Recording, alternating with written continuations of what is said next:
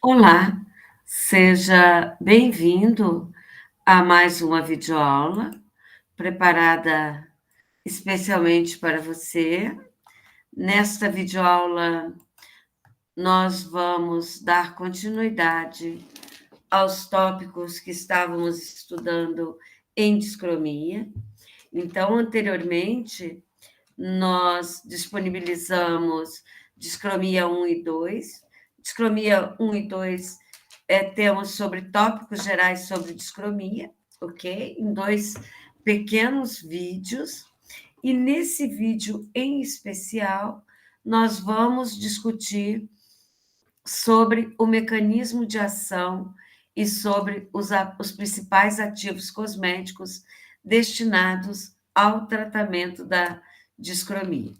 Então, nós vamos estar estudando assuntos relacionados ao tratamento, ao mecanismo de ação dos principais ativos cosméticos, certo?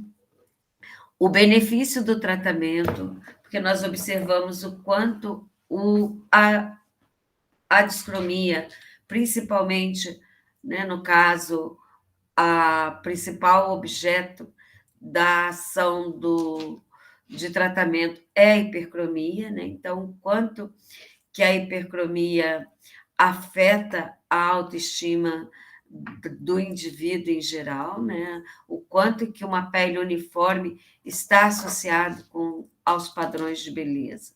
Então, nós vamos discutir sobre os benefícios desse tratamento, devolver a autoestima por um ser humano não tem preço, certo? Então, gente, por quê? O melasma, ele atinge principalmente as mulheres, né? Não que os homens não sejam acometidos, mas a frequência é muito inferior.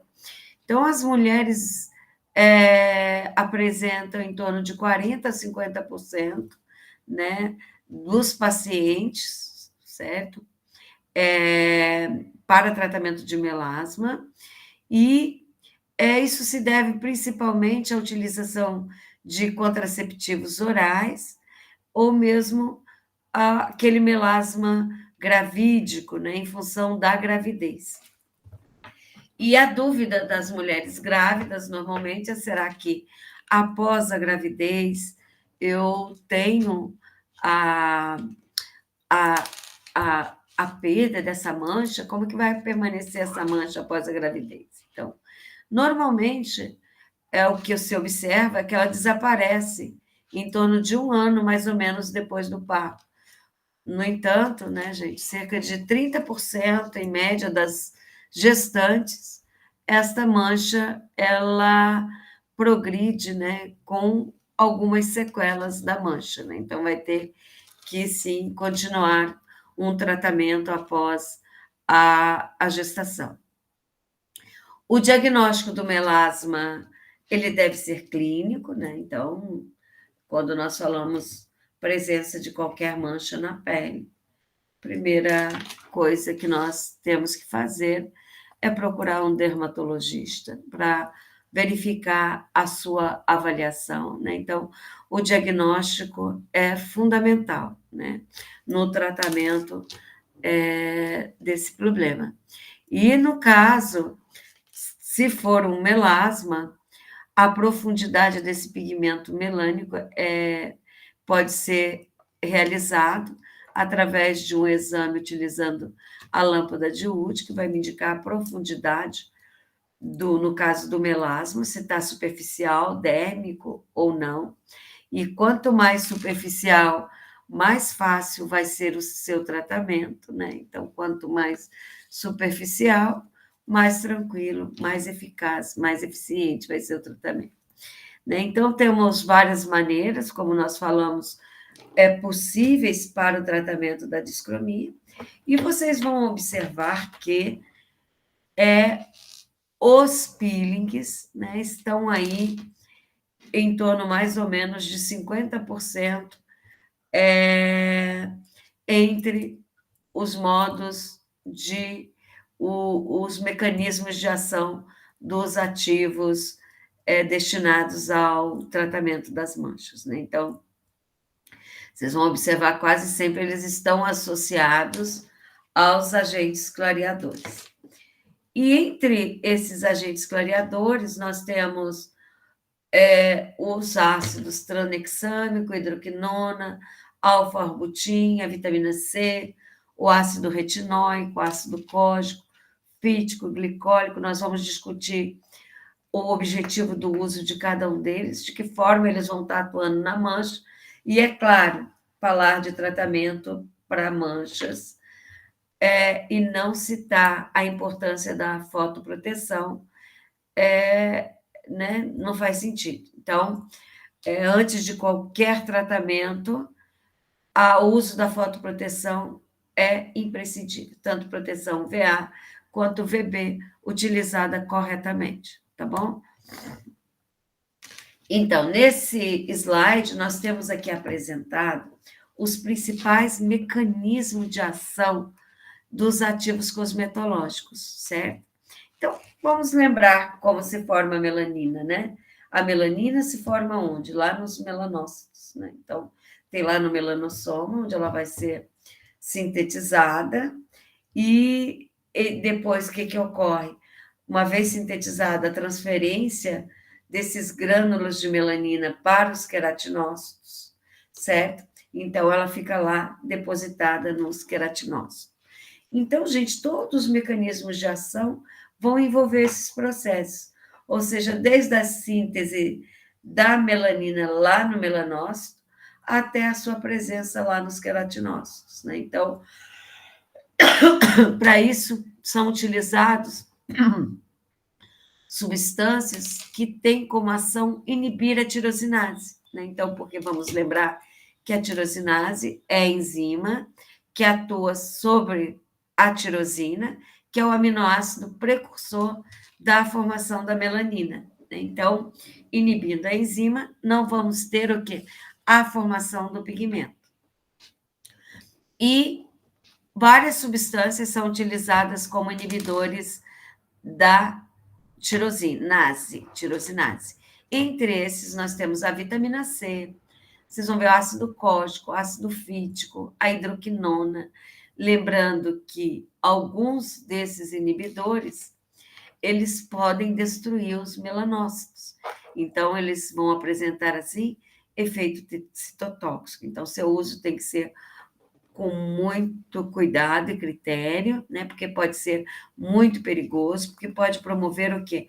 Uma despigmentação definitiva da pele. Nós queremos um tom uniforme da nossa pele, mas não queremos perder a melanina presente na nossa pele, né? Então, tem que se ter esse cuidado no uso de alguns inibidores da síntese da melanina. Um outro mecanismo seria o da despigmentação da melanina depositada. Ou seja, uma vez que essa melanina já foi transferida para os queratinócitos e ela está ali depositada, alguns ativos eles vão promover a descoloração desse pigmento escuro, da eumelanina. E de que forma? Ou pela adsorção da melanina, ou pela complexação com a melanina, ou mesmo promovendo a oxidação dessa melanina depositada, tá ok? E como nós citamos anteriormente, os esfoliantes, principalmente esfoliantes químicos, estão quase sempre juntos com agentes inibidores da melanina, né? Ou mesmo com agentes que vão promover a oxidação da melanina. Vamos observar que em torno mais ou menos de 45%, como nós falamos, ou mais, dos ativos destinados ao clareamento de pele tem esfoliantes químicos. Lembrando que esses esfoliantes químicos são ácidos, né, principalmente ácidos. Entre eles, nós temos os alfa-hidroxiácidos, como ácido glicólico, ácido mandélico, ácido cítrico, ácido málico, entre outros, né? Que eles vão promover? diminuir a coesão entre os queratinócitos, né, certo? Promovendo, no caso, um processo de descamação. E nesse processo de descamação, vai ser vamos o que? Removendo as manchas depositadas, tá bom? Então, gente, aqui temos mais uma vez uma tabelinha mostrando o mecanismo de ação e exemplos de alguns ativos, né? Então, temos como exemplos de substâncias que podem inibir a tirosinase, certo? Nós temos a hidroquinona, a tretinoína, o ácido azelaico. A tretinoína faz parte do grupo de retinoides, né? Ácido azelaico, ácido cógico. O ácido cógico tem uma vantagem de que ele pode ser utilizado durante o dia, né? Tem aqueles que promovem a supressão seletiva do processo de melanogênese, ou seja, como os corticosteroides, que atuam no processo inflamatório, né? A inibição das espécies reativas de oxigênio, o ácido azelaico, além de inibir a enzima tirosinase, também promove, como a vitamina C também, nós vamos observar que, embora ela não está ali, ela também é um inibidor da tirosinase, como nós vimos anteriormente, e também a vitamina C, ela promove a oxidação do pigmento, né? O clareamento da mancha. E nós temos o ácido azelaico, né? Então, que entra ali como inibidor da tirosinase e como antioxidante, certo? E temos o peeling químico, como citado, que vai remover essa melanina depositada através, principalmente, da ação de ácidos, dos alfa-hidroxiácidos, do ácido retinóico também, tá ok? E tem-se também o uso de laser, que promove um processo inflamatório, um dano térmico, né, na pele, e com isso estimula, no caso, os fibroblastos a produzir novas células, certo? Então, resumidamente, vários são os mecanismos de ação, entre eles a destruição seletiva dos melanócitos, seletivas, porque alguns podem ser destruídos definitivamente, né? Então, a inibição da formação de melanossomas e alteração na sua estrutura, inibição da biossíntese da tirosinase, inibindo aí, no caso, a formação da melanina, a interferência nesse transporte desses grânulos de melanina para a pele, a alteração química da melanina com a presença de substâncias antioxidantes, ou aquelas substâncias complexantes, certo? E a degradação de melanossomas e queratinócitos, tá ok? Então, esses são os diversos mecanismos de ação dos ativos que estão presentes nos cosméticos, né? Despigmentantes. Só um instantinho que eu estou querendo aqui. Então, nós vimos tópicos gerais sobre o melasma nas aulas anteriores e discutimos que a luz solar é muito importante para a progressão desse melasma, né? Então, principalmente porque a radiação solar ela vai cutucar lá, né, entre aspas, o melanócito, né? E como um mecanismo de defesa, o melanócito ele vai aumentar a sua atividade, produzindo mais melanina para proteger a pele, né? Então, por isso que o uso da fotoproteção é muito, muito importante. Então, a etiopatogenia do melasma, embora nós tenhamos tantos produtos no mercado destinados ao seu tratamento, ela ainda não é muito bem esclarecida, tá ok?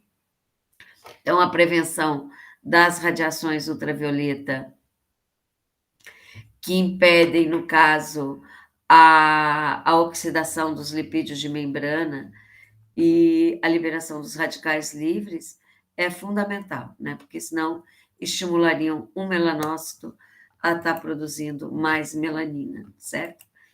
Então, nós queremos aqui reverter esse processo de produção da melanina.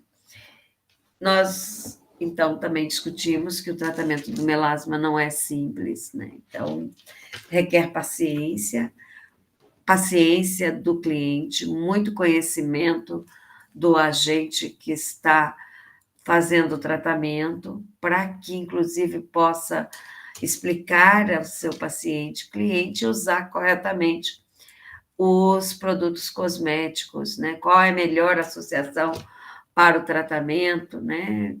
Qual é o objetivo principal? É clarear essas lesões, diminuir as áreas afetadas.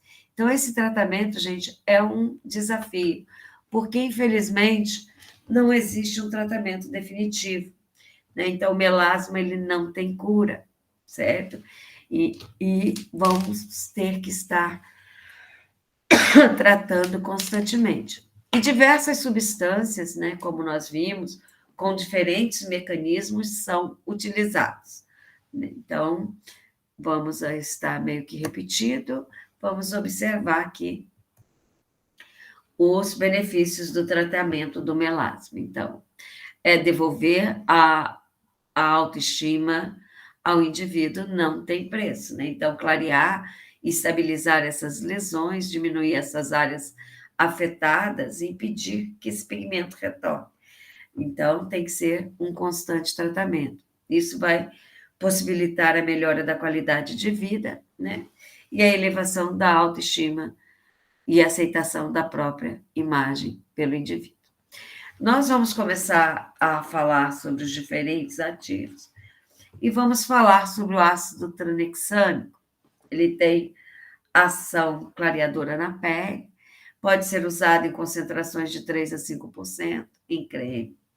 Pode ser usado também sob a forma de injeções intradérmicas, sobre as manchas, tá ok? O ácido tranexâmico, ele é eficaz no tratamento, segundo estudos mostraram. Ele apresenta uma ação clareadora através do bloqueio da plasmina, envolvida na síntese, aí no caso da melanina. Trata-se de uma opção segura e promissora, e é claro que quanto mais estudos forem desenvolvidos para provar a eficácia de um ativo, mais certeza teremos da sua eficácia, tá bom? Então, aqui nós temos resultados de alguns estudos clínicos, com 25 mulheres que consumiram 3 comprimidos durante 3 vezes ao dia e usaram o ácido tranexâmico tópico em toda a face 2 vezes ao dia no decorrer de 8 semanas.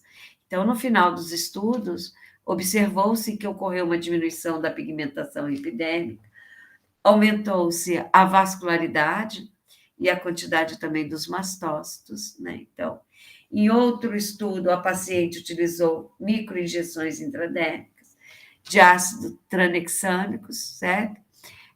E nós temos uma foto mostrando antes e depois da utilização dessas injeções, dessas microinjeções de ácido tranexâmico, tá ok? Então, só um instantinho que vamos passar. A hidroquinona, né? A hidroquinona é um dos ativos mais utilizados no tratamento do melasma, na concentração em torno de 2 a 5%. Essa concentração que é mais utilizada. A hidroquinona, como nós falamos anteriormente, ela apresenta efeito citotóxico, né? Então, ela é, entre os ativos, aquele mais receitado pelos dermatologistas, porque ela tem uma ação bem potente e ela pode ser encontrada tanto sob a forma de gel, pomadas ou cremes. Então, qual é o mecanismo de ação da hidroquinona? Ela vai estar atuando na síntese da melanina, como nós falamos, inibindo a tirosinase, e dessa forma ela vai diminuir a conversão da hidroxifenilalanina, da DOPA, em dopaquinona e parar aí, no caso, a formação da eumelanina. Então, possui uma diversidade de efeitos adversos, certo? Podendo promover a despigmentação definitiva da pele, da unha, né? Da elasticidade da pele também, promover prurido, irritabilidade, descamação, queimação, tá ok? Então, isso tudo tem que ser avaliado pelo dermatologista, que vai aconselhar a cliente ao uso da fotoproteção, é indispensável, tá ok? Opa, só um instantinho, que vamos lá. Então, a, a hidroquinona, né, é uma substância que ela apresenta uma estabilidade química, porque ela vai se oxidar, primeiro, o modo de quinona, de coloração amarela, que, por sua vez, causa a oxidação para a hidroquinona. Então, é uma substância química instável e se polimeriza, né, produzindo esses produtos de coloração marrom. Em alguns países, como na Inglaterra, seu uso foi proibido para qualquer formulação cosmética, né? Então, mas no caso, por que ela continua sendo utilizada ainda? Porque ela é bem eficaz, né? Então, por exemplo, em um estudo com 30 mulheres que aplicaram a hidroquinona numa concentração de 4% em um lado da face e no outro lado placebo, o grupo da hidroquinona observou uma melhora de 76,9%, né? E observou-se 25% de efeitos colaterais. Então, dá para observar na figura aqui do lado, nessa imagem, a melhora clínica total da hemiface direita, que foi tratada com hidroquinona a 4%. Ok? Ou só um instantinho aqui. Então, opa. Só ver aqui se eu passei. Não, passei. Agora, vamos citar o alfa-arbutin. O alfa-arbutin é um derivado da hidroquinona, certo? Sendo que ele não tem as contraindicações da hidroquinona. Então, é um ativo que clareia as manchas e também promove um tom uniforme na pele. Ele é biosintético puro, né? E pode ser usado tanto biosintético e puro. E, e ele é pode ser extraído do extrato de uva ursi, ok? Sendo um fitocosmético, tá? Então, ele vai impedir a síntese da melanina, tá ok? Também através da inativação enzimática da tirosinase. Os estudos mostraram eficácia e uma rápida redução das manchas. Desculpe.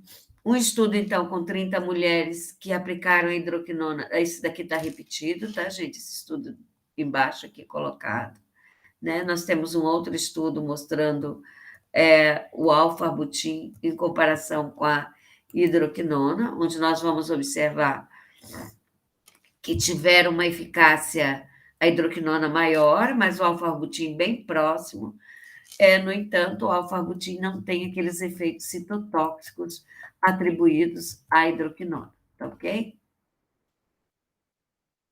Oh, meu Deus do céu. Ok. Então, observem aqui um resultado de estudo, né, de 3 meses e 26 voluntários do sexo feminino que utilizaram o alfa-arbutin, né, o ácido cólico, o beta-arbutin e a hidroquinona, né? Então, não me lembro da concentração da hidroquinona que foi utilizada, mas nesse estudo nós observamos que, né, então nós temos aqui uma eficácia muito grande, o que é do alfa-abutil, tá ok? Comparado com a hidroquinona. A vitamina C, ela é conhecida como ácido ascórbico. A vitamina C tem diversas funções em cosméticos, e uma das suas funções é também ser inibidora da síntese da melanina. Então, ela vai atuar na inibição e também na oxidação do pigmento depositado, certo? Então, ela vai promover essa inibição melanogênica e ela gera um afinamento da camada córnea também. Vai possibilitar resultados bem visíveis da pele lesionada pela mancha. A vitamina C, ela é utilizada quase que sempre associada a outros esfoliantes químicos, né? Esfoliantes químicos, e seu uso tem mostrado ser seguro e eficaz, tanto na aplicação tópica quanto no uso prolongado, mesmo em elevadas concentrações. Então, nós observamos que a vitamina C ela vai diminuir a produção de melanina e, além de ter um efeito fotoprotetor muito importante no tratamento das manchas, né? Então, quase que sempre nós vamos observar, gente, uma associação de tratamentos, ou seja, uma associação de ativos cosméticos nos diferentes produtos cosméticos para tratamento do melasma. Então, essa associação é uma maneira mais apropriada para, né, tratar, para se ter bons resultados no tratamento do melasma, até mesmo em situações mais difíceis, certo? Porque essa associação de ativos vão atuar de forma sinergística, tá ok?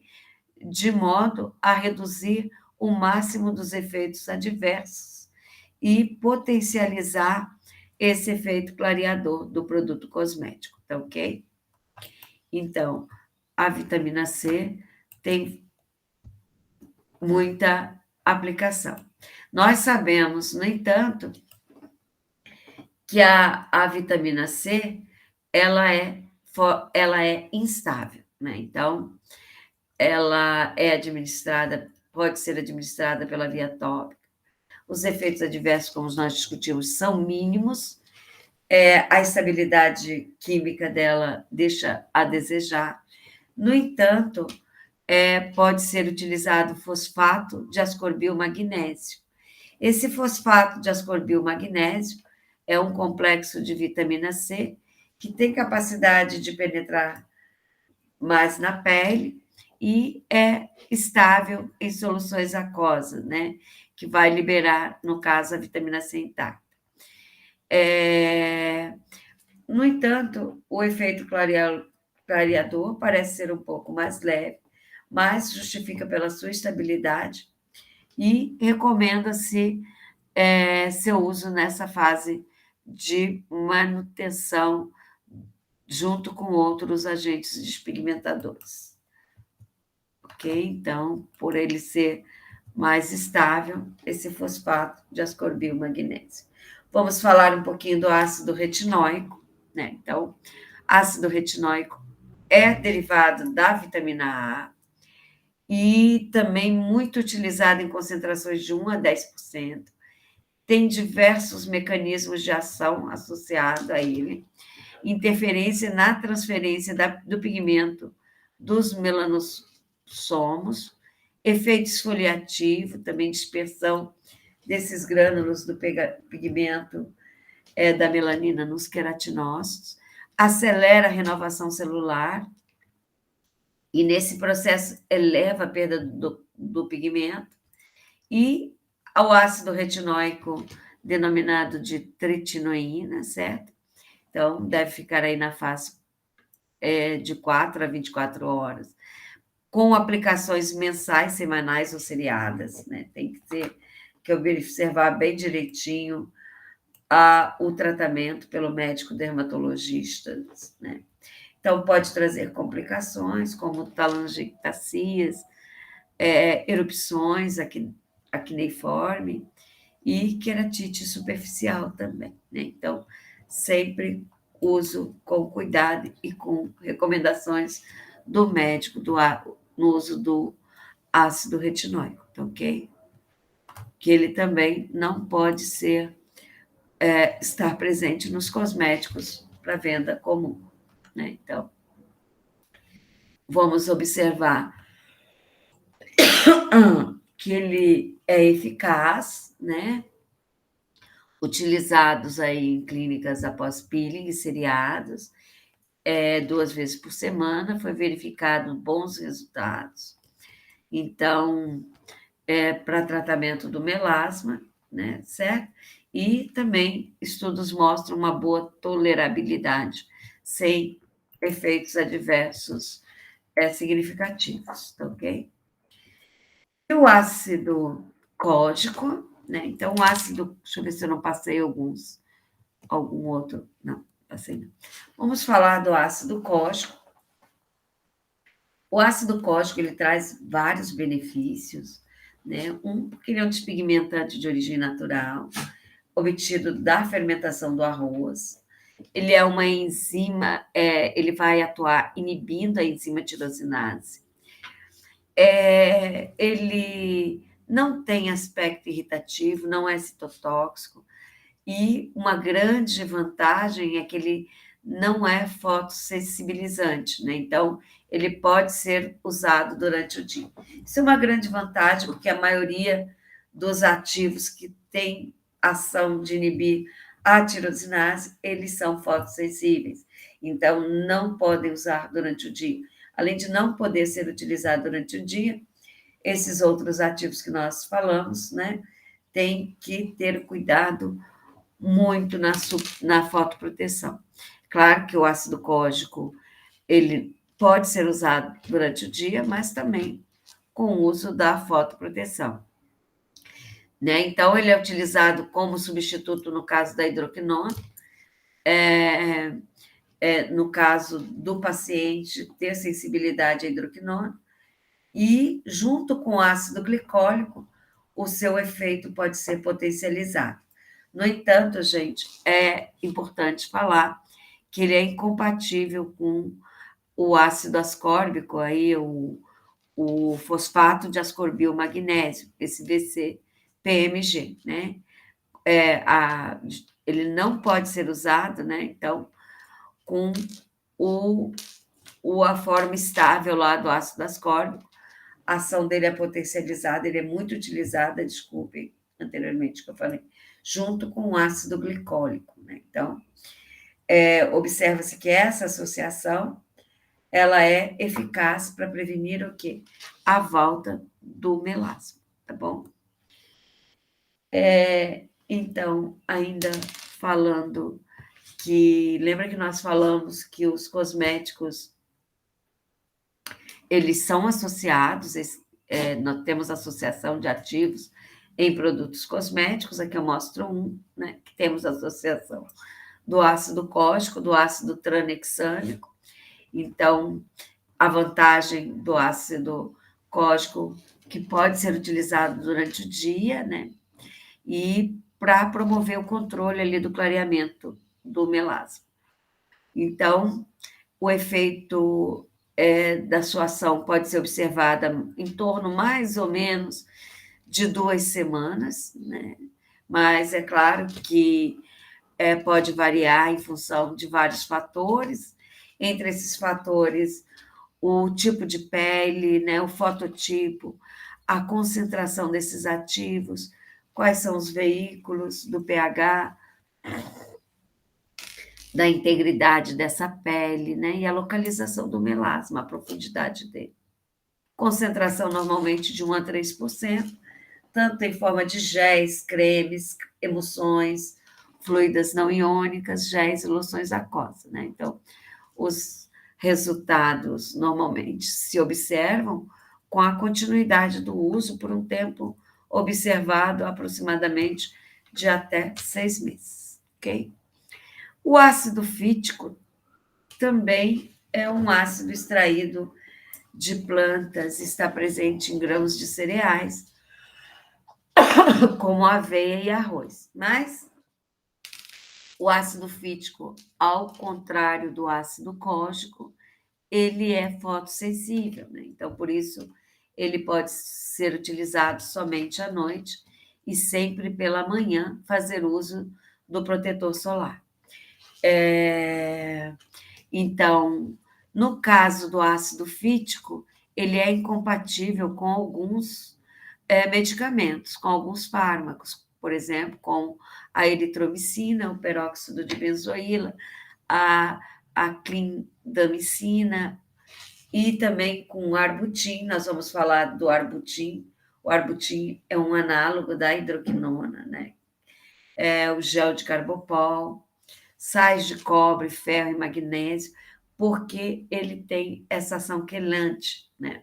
Então, ele tem uma ação quelante sobre os íons cobre, ele inibe a síntese da tirosinase, por isso que ele tem um efeito despigmentante, também tem efeito antioxidante, evita a formação dos radicais livres, né, das espécies reativas ao oxigênio, tem também efeito observado anti-inflamatório, além de ser hidratante, tá ok? E, no caso, ele pode ser associado a peelings, indicado, então, para tratamento de melasma, cloasma e lentículos. As concentrações usuais deles são em torno mais ou menos de 0,5% a 2%, associados com ácido glicólico, que é um esfoliante químico, em concentração de 8 a 10%, um tratamento aí aproximadamente de 3 semanas a 2 meses, dependendo do tipo de pele, tá ok?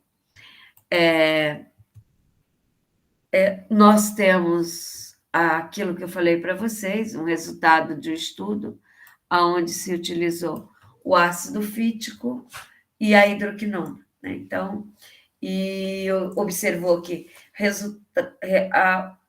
observou a redução do número de melanócitos, né, e da espessura da epiderme.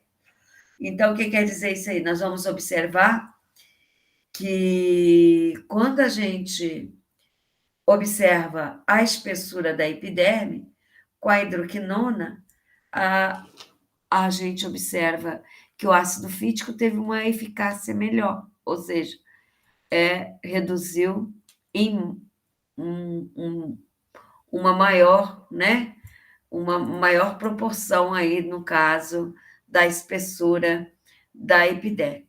Quando a gente observa na redução do melanócito, nós observamos que a hidroquinona, ela reduziu muito mais melanócito do que o ácido fítico, né? Então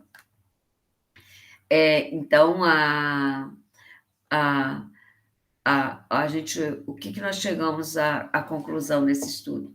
Que o ácido fítico ele tem uma ação inibidora sobre a tirosinase, apresenta uma ação despigmentante também, tem ação anti-inflamatória, antioxidante, hidratante, agente quelante.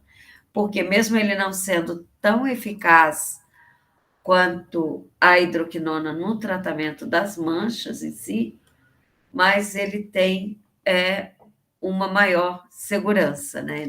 Então, seu uso é mais seguro, até mesmo na diminuição da espessura, aí no caso, que seria como esfoliante, daí vai removendo a mancha, tá ok?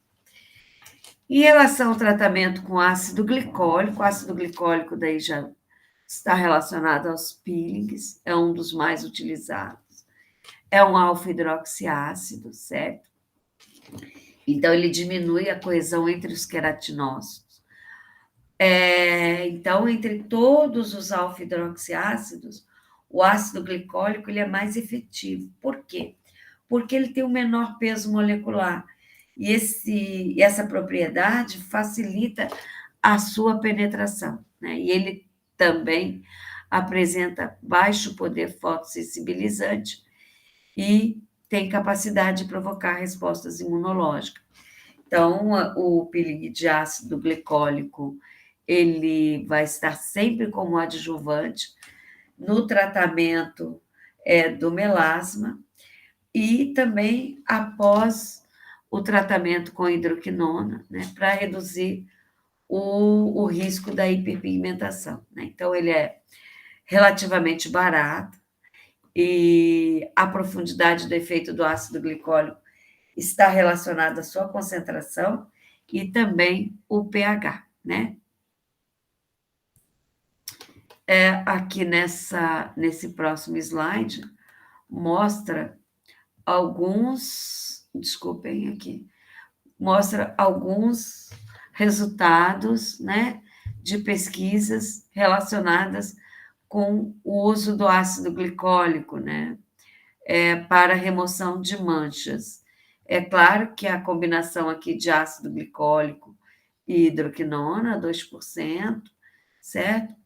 E tem-se até falando que o uso do ácido glicólico até 50% no tratamento habitual da hiperpigmentação alcança excelentes resultados. Mas lembrando que para nível estético, em clínicas de estética, só pode ser usado os ácidos, né, os alfa-hidroxiácidos, até numa concentração máxima de 10% e num pH mínimo aí de 3,5%. Né? Então, a associação, por isso que os esfoliantes são tão associados aos agentes despigmentantes. Né? Então, observa que uma pesquisa onde utilizou-se o ácido glicólico em toda a face, uma vez por semana durante 40 dias,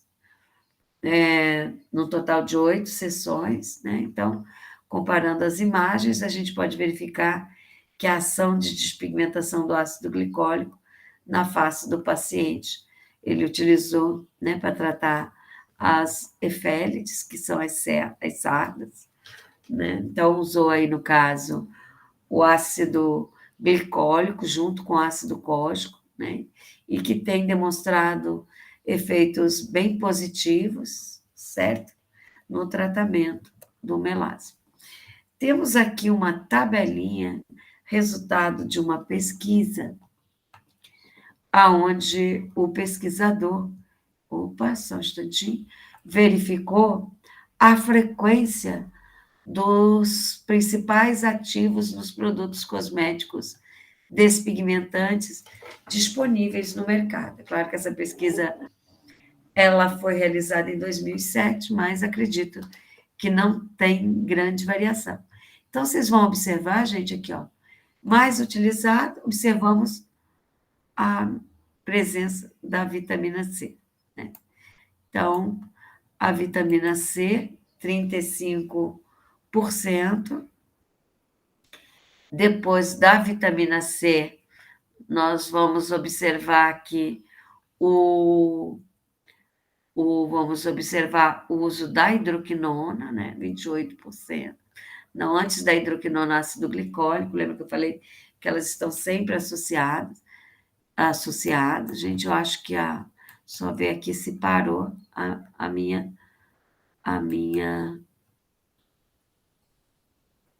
gravação, né? E parou mesmo, quero saber até onde foi. Só um instantinho aqui. Só um momentinho que eu vou ver até onde. Ainda não, desculpe.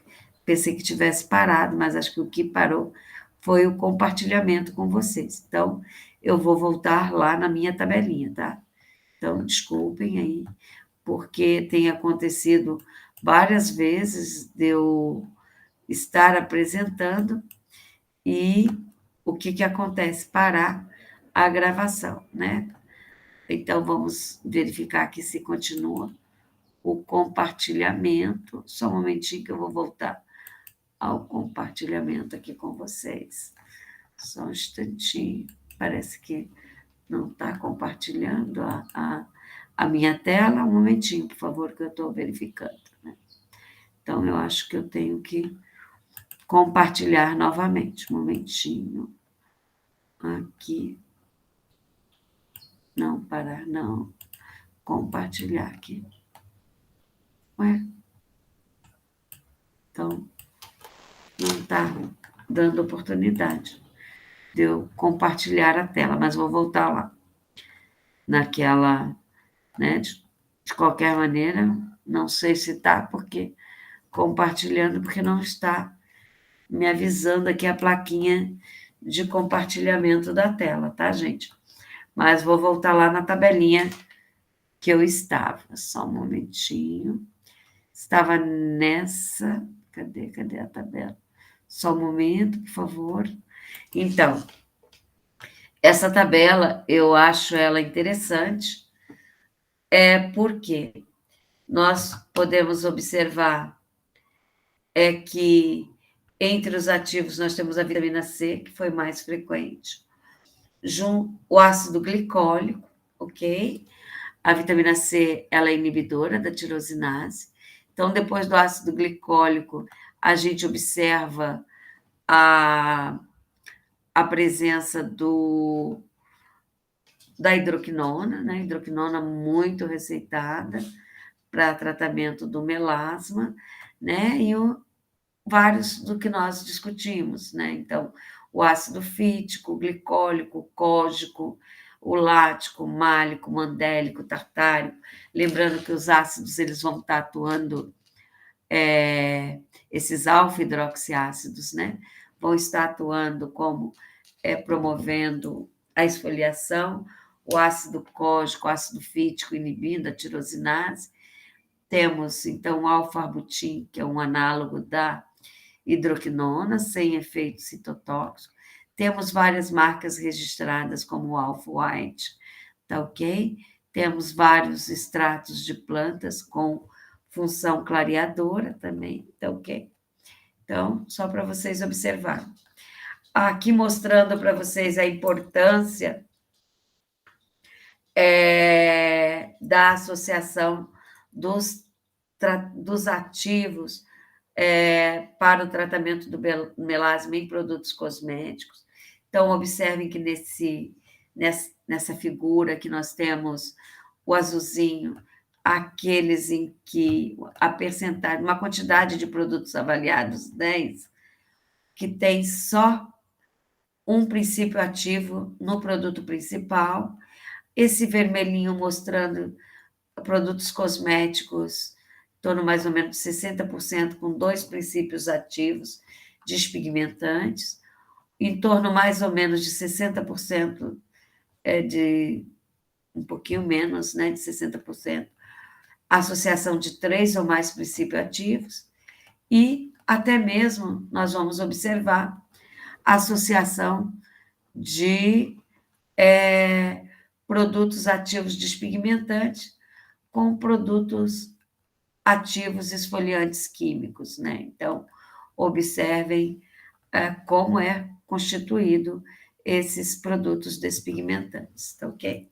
Então, aqui eu coloco mais alguns, né, ativos encontrados nos produtos cosméticos para tratamento do melasma, como ascorboxilane, que está associada às fórmulas, às propriedades cosméticas do ácido ascórbico e a dos silanóis, né? Então, vai diminuir, tem um efeito antioxidante, promover um efeito hidratante e estimular a síntese do colágeno. Então, outro Speed White apresenta a finalidade, vai estar agindo como antagonista, né? Do alfa-MSH, que vai inibir o quê?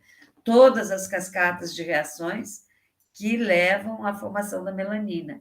Tem esse Skin Whitening Complex, que promove a degradação da melanina, a esfoliação também. E a quelação do cobre, certo? Que é essencial para a atividade da tirosina. A niacinamida, ok? Que ela age na transferência da melanina dos melanócitos para os queratinócitos, ok? Então, esses dois aí já estão repetidos, que estão nos slides anteriores. Então, gente, as principais drogas utilizadas como despigmentante, vamos observar, então, aqui a hidroquinona, o arbutin, o ácido ascórbico, o ácido cógico, ácido azelaico, retinóides, os alfa-hidroxiácidos, e aqui colocado algumas restrições de acordo com a toxicidade para o feto, né? Então, a hidroquinona, ela até 300 miligramas por quilograma, né? Embora tenha riscos, esses riscos não podem ser excluídos. Então, nesse estudo, não observou dano ao feto. O arbutin não apresenta, segundo estudo, nenhuma toxicidade, não causa irritação, praticamente nenhuma reação de hipersensibilidade, é contraindicado para gestante, né? Ácido ascórbico é uso limitado, né? O que nós vimos pela foto instabilidade dele, no entanto, pode-se utilizar o ascorbil magnésio, que é a sua forma estável, o ácido cógico, que pode causar alergias de contato, então tem alto potencial de sensibilização. Não foram relatados efeitos teratogênicos. O ácido azelaico, certo?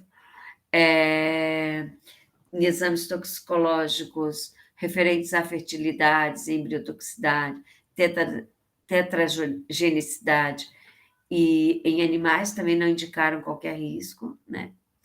Os retinoides não indicado pelo efeito teratogênico, certo? Ao feto. Os alfa-hidroxiácidos, então, com pH menor ou igual a 3,5 e em concentração menor ou igual a 10%, são seguros para a gestante. Aqui os alfa-hidroxiácidos, gente, só fazendo uma correção, não é com pH menor ou igual, não, com pH igual ou maior a 3,5, né? Menor ou igual, aí já tem uma profundidade maior de ação, tá bom? Então, aqui só fiz um resuminho do que nós, de alguns outros ativos, alguns inclusive fitos, muitos nós já discutimos. Então é isso, muito obrigada pela atenção, espero que tenha ajudado vocês a resolver os exercícios da nossa atividade avaliativa, tá ok? Então, até a próxima.